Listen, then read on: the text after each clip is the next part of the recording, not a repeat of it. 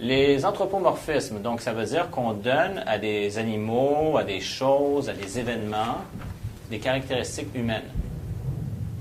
Donc, cette maison est accueillante. Est-ce que vous avez déjà vu une maison vous ouvrir les bras quand vous rentrez? Moi, j'aurais peur. Moi aussi, là. Juste que la porte, elle s'ouvre tout seul. Là. Ce fauteuil est chaleureux. OK. Cette approche respecte le caractère de chacun. Dans les faits, si on y pense, oui, ça peut être une approche, mettons, comme avec la PNL qui est plus écologique, mais est-ce que c'est l'approche qui respecte ou c'est la personne qui utilise l'approche? Donc là, on pourrait dire la PNL est ci, la PNL est ça, mais c'est qu'on prête des caractéristiques humaines à certaines choses, à certaines méthodes, à certains événements ou animaux. C'est de voir. Et tout ça, on peut en faire une utilisation, justement, pour faire des inductions. Donc, vous allez voir, mettons, dans cet environnement ressourçant et vitalisant. Donc, mettons, je fais la publicité pour un spa. Ben là, on peut donner des caractéristiques même humaines à une entreprise, à différentes choses. Fait que c'est un anthropomorphisme.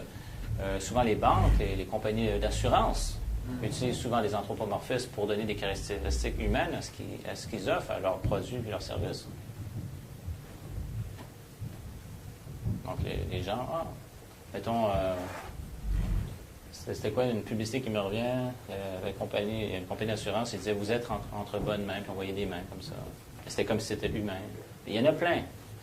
Plein de banques, de compagnies d'assurance et autres utilisent ça. Regarde, moi, j'ai assurance mourant limitée. Mourant? C'est dit. Mais c'est un nom de famille, ça, quoi. Ah, j'espère que non. On n'ira pas à Caracal. En tout cas, OK.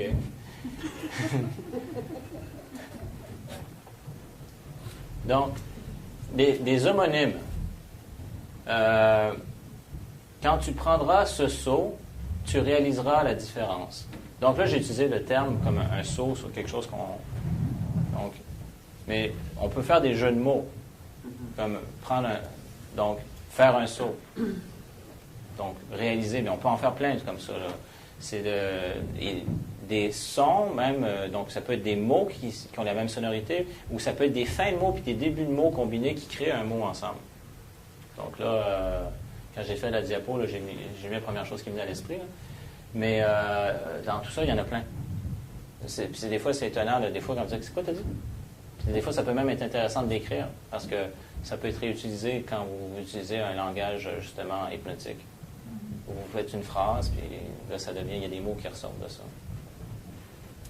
Mais comme là, c'est sûr qu'on ne voit pas le contexte dans lequel c'est dit, fait que c'est difficile de dire. Si tu fais juste me dire la phrase, pas de contexte, je ne peux pas savoir si c'est saut comme ça ou sauter. Ben, mettons qu'on serait dans le contexte, puis la personne aurait quelque chose, puis mettons, il y aurait c'est un diplôme, puis là-dessus, il y a un saut. Donc, ça pourrait dire puis là, mais on veut faire une induction. Donc, quand tu prendras le seau, donc tu vas vraiment voir ton diplôme, puis tu vas prendre le seau. Tu réaliseras la différence là où tu es rendu dans ta carrière ou dans ta. On peut faire toutes sortes d'inductions comme ça. La note... Et si on prenait un autre exemple? Ben, oui, vas-y. Non, je ne sais pas, c'est parce que j'ai du mal à comprendre celui-là. Donc, prendre un saut, pour moi, ça me... Faire un saut. Prendre un pas vers l'avant. Oui, mais par contre, CSEAU, c'est un mot que j'utilise jamais. Oui, j'ai mis un exemple comme ça. Donc, ça serait de sortir des exemples. Là, j'en ai pas qui me viennent à l'esprit. Dans le cas d'Aaron Brown, je vous mentionnais tout à l'heure, bon, évidemment, c'est en anglais, mais celui avec le vélo rouge, là, donc, c'était plein, c'était rempli de... Il dit des mots qui veulent dire quelque chose, puis à un moment donné, il y a des accents mis sur certains mots pour finalement passer un autre message. Puis même, des fois, il va faire exprès de mal prononcer certains mots pour que ça... Donc, dans le discours, on entend ce qu'il dit, c'est logique, mais il y a un autre discours qui ressort de ça. Ça, il s'agirait de retrouver. Là, je pourrais retrouver des exemples, mais là, j'ai pris un exemple. Donc, des homonymes, ça peut être des phrases. Faudrait chercher. Comme tu dis, ça peut être une partie du mot. Une partie du mot. Des fois... Égal exemple, quand tu auras appris, mettons, la PNL, tu comprendras la valeur de ce prix. Le prix. Oui. Tu comprendras la valeur de ce cours. Ça pourrait être une genre d'induction. Appris, prix, valeur. Oui. Oui, ça peut être ça. Je peux regarder. Mettons, on prend... Admettons, quelqu'un voudrait induire qu'il y a deux options. Mettons, il y a à gauche puis à droite. Puis il pourrait parler de maladroit. Ou maladroite. Donc, à droite, c'est mal. Ouais. OK. Gauche, droite, mais là, je suis en train de parler Tu mal. l'obliges à la gauche. Oui, c'est mal. Des fois, il peut y avoir certaines personnes qui sont maladroites. Et, OK. Donc, là, c'est une induction parce qu'il y a un homonyme. Gauche, droite. Oui. C'est subliminal un petit peu. Un peu beaucoup. Mais ça fait vraiment rapport à ton subconscient, à ton inconscient. oui. là. Mais l'inconscient, il l'entend, ça. Ah oui, c'est ça, oui. Mais Puis, il analyse. c'est impressionnant comment il va rechercher de l'information qu'on n'a aucune idée, nous autres, consciemment, là, ça nous passe 10 pieds par-dessus la tête, mais lui, il va capter ça. Là. Ouais. Fait qu'inconsciemment, tu vas prendre à gauche.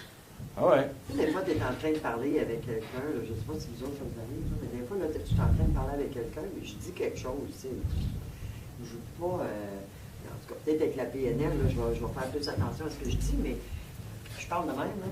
Puis là, à un moment donné, là, je vois la personne, là, je te dis, là, je vois les cellules qui marchent. Là. Et là, j'ai l'impression que, voilà, qu'est-ce qui est en train de se passer. Mais c'est là que je parle à son inconscient, que là, j'ai touché comme l'inconscient, puis que là, ça arrive, ça essaie de remonter dans le conscient, puis... Donc, tu vois des cellules qui marchent, c'est-à-dire... Ben là, je vois des cellules qui marchent, je les vois pas, là, mais tu sais, là, je vois la personne là, qui fait un temps d'arrêt, là, puis Ouais, qui se les promène, yeux là, qui les se yeux dans promènent, sa tête, ouais. là, puis Ouais. là, je me dis, tabarouette, qu'est-ce qui se passe que j'ai dit, tu sais, souvent, je vais faire ça. Mhm. Mais la personne, c'est parce que là, elle est en train de chercher quelque chose, puis je sais que c'est pas dans le conscient, parce que c'est l'espace-temps est comme trop long, là, tu sais. Donc, Non, mais c'est souvent ça, quand une recherche d'information, tu as touché à quelque chose. Oui. ça va dans l'inconscient. Oui. Ben, l'inconscient, donc il s'est passé quelque chose, la personne veut ramener ça au conscient, elle cherche l'information. Donc, il peut y avoir toutes sortes de processus, mais effectivement, il y a un changement qui est en train de se faire. C'est surtout, ce que j'observe là, de plus en plus, c'est que quand je vais parler d'un concept de quelque chose, Mhm. pas nécessairement un souvenir ou, tu sais, parce qu'un souvenir, là, s'il cherche un souvenir, ça va être, les yeux vont être plus fixes. Puis si, là, c'est vraiment, quand je dis que les cellules marchent, là, c'est parce que les yeux, ça va comme partout de sa charge. Mhm. Un radar. Ouais, donc, mais souvent, c'est des indices d'accès. Hein, je vous avais parlé des yeux. Ouais. Fait que ça montre où là, la personne va dans son visuel, dans son auditif, dans kinesthésique, dialogue interne, elle cherche. Mais fait que là, on voit qu'il y a une recherche d'information qui se fait. Oui, c'est ça. Ouais. Donc, s'il y a un changement, on a dit quelque chose et on a fait quelque chose, puis que c'est en train de faire un changement, ça se peut que la personne est en train de fouiller là, pour ramener au conscient c'est quoi qui se passe. Là. Ouais. Ouais, il y a des personnes qui sont maladroites. C'est drôle, hein? On dit maladroit. Puis ils sont gauche. Quelqu'un qui est gauche, C'est vrai, hein? Il est gauche. Là, il n'y a plus rien à faire. il est maladroit. Parce que quelqu'un qui est maladroit, bon. Ben, il est gauche. Là, ça crée de la confusion. Là. Oui, là, ça te crée la Il y a des personnes qui sont gauches et on pourrait même dire qu'elles sont maladroites. C'est ça. Là, tu sais plus ce qui va aller. Mais à travers tout ça, il y a des gens qui sont plus centrés. Donc, Enfin, une place. OK. Donc là, finalement, je suis en train de vous donner l'option centre. C'est pas un discours politique, non?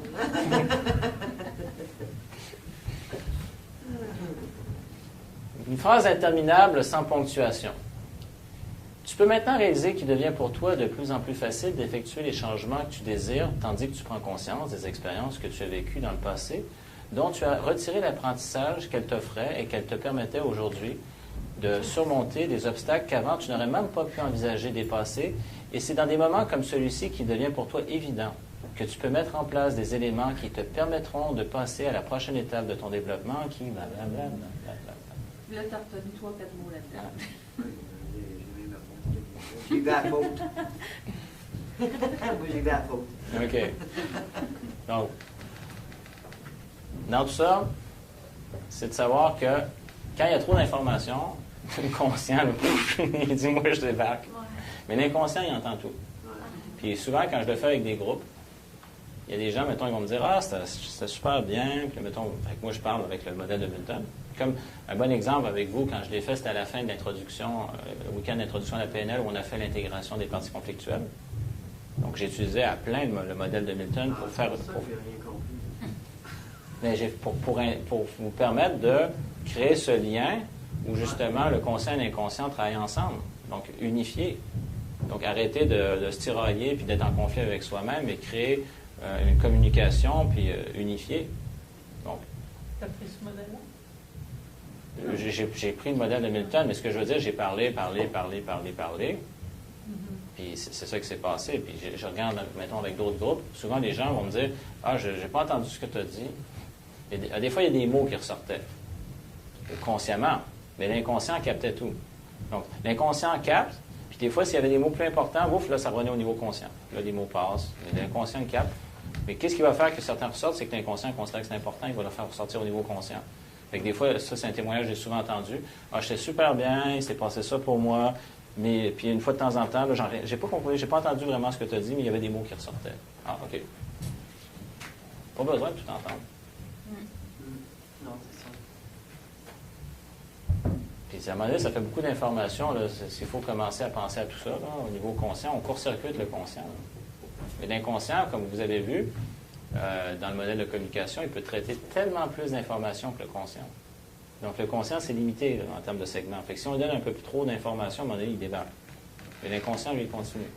Mettons, les 126 bits d'informations que vous me posiez la question tout à l'heure, au niveau conscient, l'inconscient, il peut en prendre tellement plus. Là, on parle de millions. Hein. Et toi, tu as l'impression d'avoir déjà entendu ça quelque part. Quand tu entends quelque chose, quelqu'un te répète une phrase comme ça, tu te dis « Ah, j'ai déjà entendu ça quelque part. » Oui. Soit tu l'as déjà entendu, soit tu l'as lu à quelque part. Oui. Mais c'est ça, on emmagasine tellement d'informations avec tous nos sens, mais qu'à un moment donné, ça nous crée un effet, puis c'est ça les techniques subliminales, c'est ça, il y a plusieurs techniques de répétition, mais même si c'est pas dans notre champ de conscience, l'inconscient le capte. Puis à un moment donné, on va se sentir familier, à l'aise avec une marque, un produit, un service, puis on ne sait pas trop pourquoi, mais souvent c'était dans l'inconscient. C'était là. Comme il y en a qui enregistraient des affaires puis qui mettaient ça quand ils allaient se coucher. Oui. Ouais, donc consciemment, ils ne l'ont pas entendu, mais l'inconscient, lui, l'a capté, puis ça amorce des changements dans ce sens-là. Juste pour vous démontrer à quel point l'inconscient décode des informations, je vous dirais, si je prends l'exemple des...